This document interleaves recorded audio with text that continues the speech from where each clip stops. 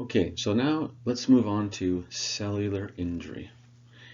And we're going to review 7 different ways in which cells can be injured.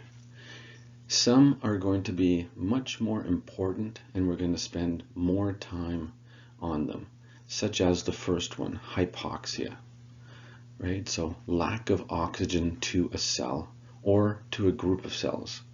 That's very important because as you go forward in pathophysiology, you're going to realize that a lot of diseases that occur are because of lack of oxygen to a group of cells. Okay, so when we're talking about strokes, heart attacks, ischemic legs, all kinds of blockages of arteries, they result in hypoxia to an area and then cell injury. Okay, physical injuries, whether it's from trauma, heat, cold, electrical, mechanical, they injure cells as well.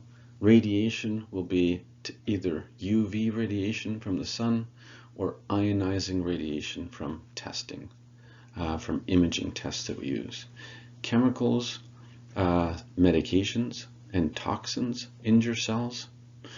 Biologic agents, so bacteria, viral infections. We've already spoke about some of those briefly. We'll go into them a bit more. Nutritional injury, such as vitamin deficiencies, starvation. Okay, that's going to injure cells if they're not getting proper nutrition. And finally, genetic, right? So inherited mutations will lead to abnormal and potentially injured cells. So an example would be something like cystic fibrosis, where it's a genetic condition that you've acquired from your parents, and it leads to a lot of lung injury and blocked bronchial tubes and mucus production in the lungs, in the liver, and in the pancreas. So patients often develop recurrent lung infections, pancreatic failure, liver disease because of all these blocked ducts. Okay, and we'll get into that in another module. Okay, but just know that genetic inherited conditions can lead to cellular injury.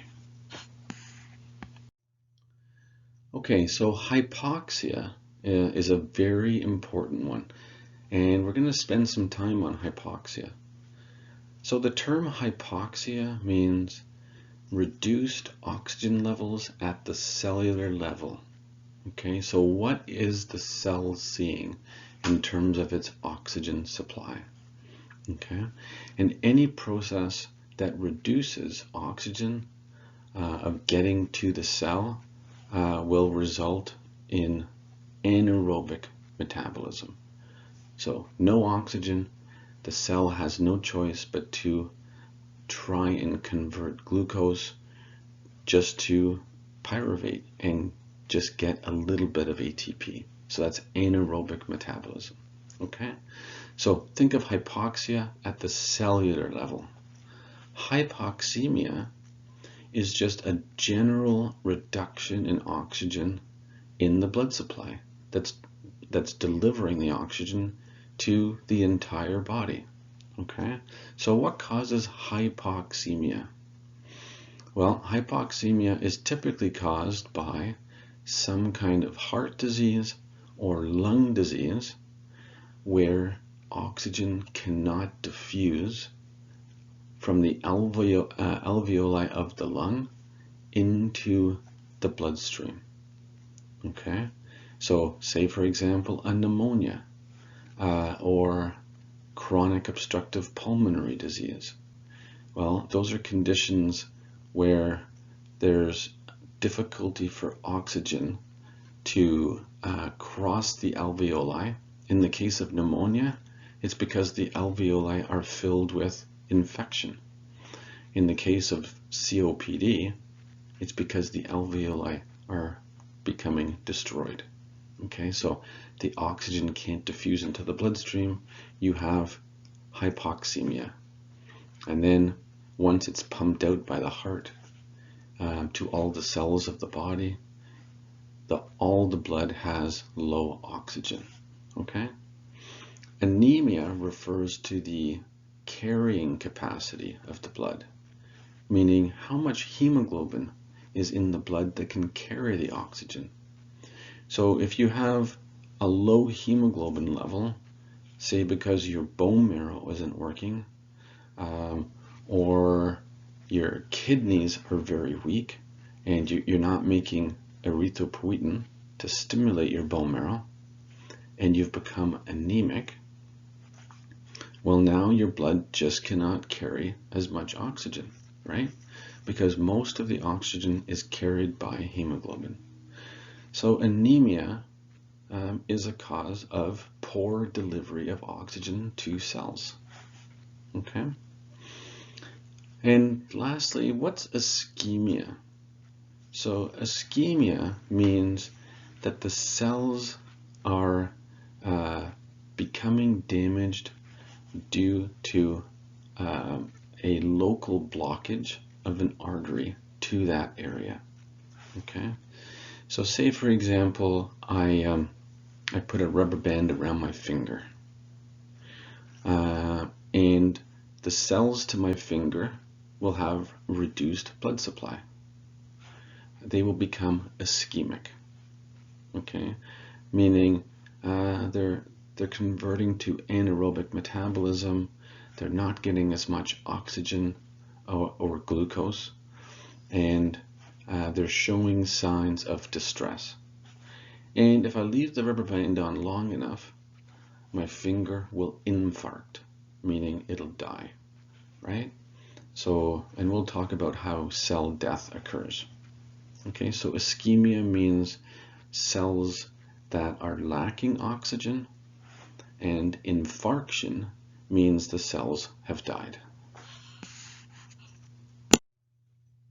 Okay, so let's talk about hypoxic injury with a bit of a case. Okay, so remember, hypoxia is what are the cells seeing in terms of oxygen supply. Okay, hypoxemia is what is the oxygen level in the bloodstream. Okay, so let's just say that the lungs are working fine, oxygen is diffusing across the alveoli, CO2 is leaving the bloodstream and going into the lungs to be breathed out.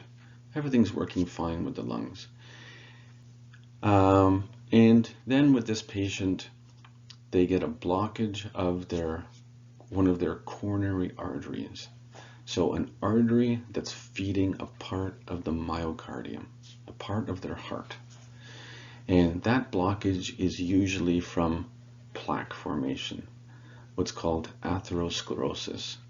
It's that fatty deposits that have gradually caused a blockage of an artery. Okay, and we'll talk about that much more in another module. So all of the cells that were being fed by that artery are now hypoxic because they're not getting any blood flow. So what are those cells going to do? So they can't make any more ATP. At least they can't make much ATP because now they're anaerobic. So they've become ischemic, right? They are cells that are now distressed due to lack of blood supply and oxygen. So because of the lack of ability for these cells to make ATP, certain parts of the cells are going to stop functioning. And one of the most important parts of the cells is the sodium-potassium pump. And it's going to start to fail because the pump is reliant on ATP to continually pump sodium out of the cell and bring potassium back into the cell. And what happens when the pump fails? A whole lot of sodium pours into the cells of this ischemic area, this hypoxic area, and the cells start to swell because sodium is pouring in, brings in fluid with it, and the cells start to swell and swell and swell until they burst. Okay, so that's one cause of cellular failure. There's also failure of calcium pumps in the cell membranes to function properly. Okay, there's a loss of protein synthesis within the cell. So those ribosomes can't make proteins anymore because they relied on ATP. There's accumulation of waste products within the cell because the lysosomes are unable to function without ATP. So really, everything is just starting to go downhill because of the lack of ATP. And the cell, from these pump failures, such as the sodium-potassium pump, is now swelling because of the fluid that's now pouring into the cell. And finally, it bursts, and the cell dies. And when cells die, we call it infarction, right? And another term that you'll come across is necrosis, so cellular necrosis. And we'll talk about those terms on another slide.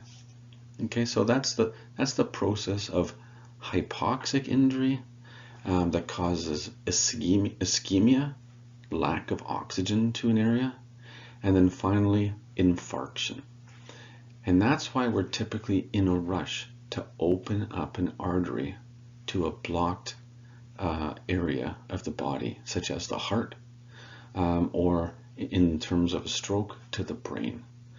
Because if we don't open it up in a certain amount of time, and it's usually hours, then we know the cells that artery was feeding are all going to die.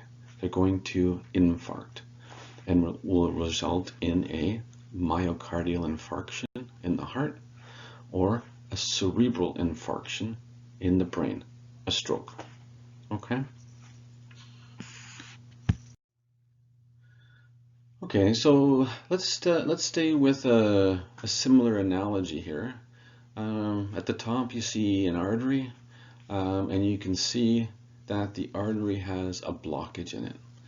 So all the blood has stopped at that blockage, and the artery after the blockage isn't receiving blood flow. So all of those cells that those branches of the artery were feeding are now not seeing any blood flow. They're going to be ischemic and hypoxic, right? So ischemia is really cellular hypoxia. Okay, so let's just say that that's an artery to your leg. So now you have what's called an ischemic leg. So what's going to happen to all the cells of the leg that aren't receiving oxygen? Well, the mitochondria in all of these cells cannot perform glucose metabolism in terms of going through the Krebs cycle and producing ATP. And also the electron transport chain, which also produces ATP, cannot function because you need oxygen. So basically, ATP production has come to a halt. Okay, let's look at the left side once we've reduced ATP production because of this ischemia. So you have sodium pump failure.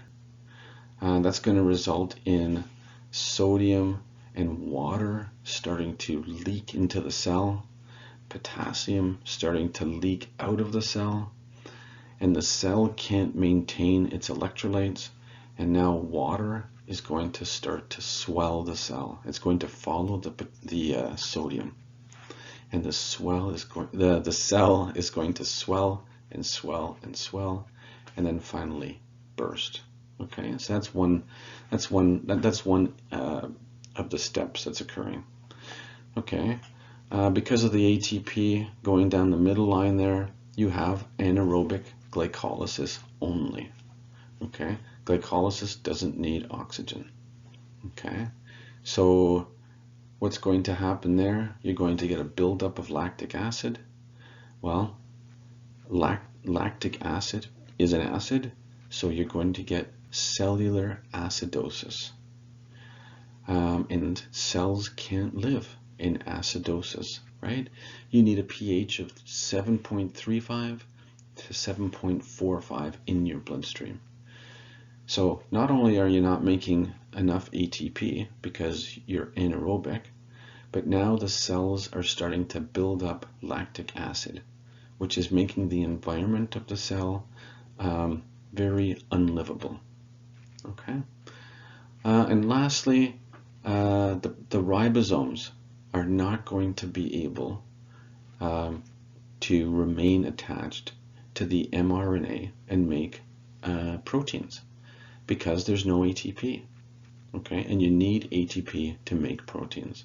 So all of these things are occurring because of a significant reduction in ATP from the ischemia, which is really another term for hypoxic cells. Okay, so here's a slide that explains it again. The slide above with the image, I thought it was very useful, but basically hypoxia results in anaerobic metabolism, lack of oxygen. The mitochondria requires oxygen to harvest the maximum amount of ATP. So without oxygen, because of the hypoxia and because of the blocked artery, say, ATP production only can be produced by glycolysis. And that results in 2 ATP, very little. With the lack of ATP, you get sodium-potassium pump failure, calcium pump failure, lack of protein synthesis, and the cell membrane begins to fall apart because the electrolytes are now just pouring in, such as sodium and calcium. Okay, and that brings water and cellular edema, and then finally ischemia becomes infarction, cellular death. Okay.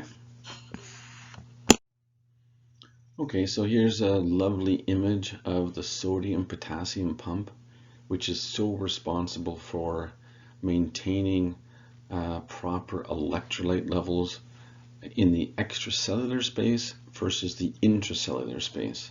Remember, low sodium in the cell, high potassium in the cell.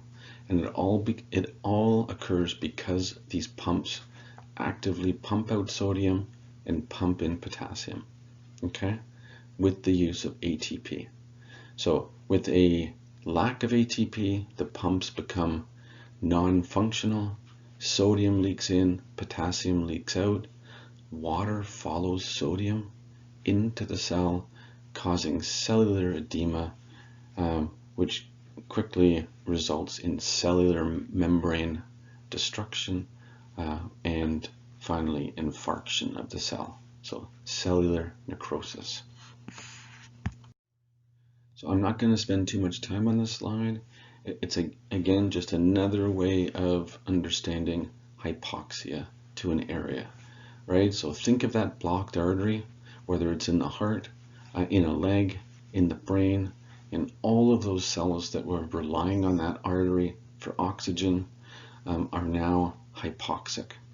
And that lack of oxygen is going to lead to all of these things, right? Decreased ATP, causing pump failure, causing anaerobic metabolism, and causing the ribosomes to fall away from the mRNA and stop making proteins. Okay, so if you think of it as a whole, that this is all happening because of lack of oxygen leading to reduced ATP. The membranes begin to fall apart and cause cellular edema. The pH, meaning the acids in the bloodstream, in the cells, start to build up, causing a reduction in pH. Cellular metabolism is disrupted. Protein synthesis has stopped, all resulting in initially ischemia and then finally cell death, which is infarction. Okay, so I'm going to leave this slide and go on because it I'm repeating myself, which is totally fine. That's how you learn, through repetition and slightly different ways of explaining things. But I think I've mentioned this a number of times. I'm tempted to go through the slide, but I know the above slides have already gone through this. Okay, so the citric acid, or the Krebs cycle, which takes place in the mitochondria, requires what to create ATP? So does it require sodium? No. Does it require oxygen? Yes. Does it require carbon dioxide? No. Carbon dioxide is a waste product of cellular metabolism. Does it require pyruvic acid? Yes.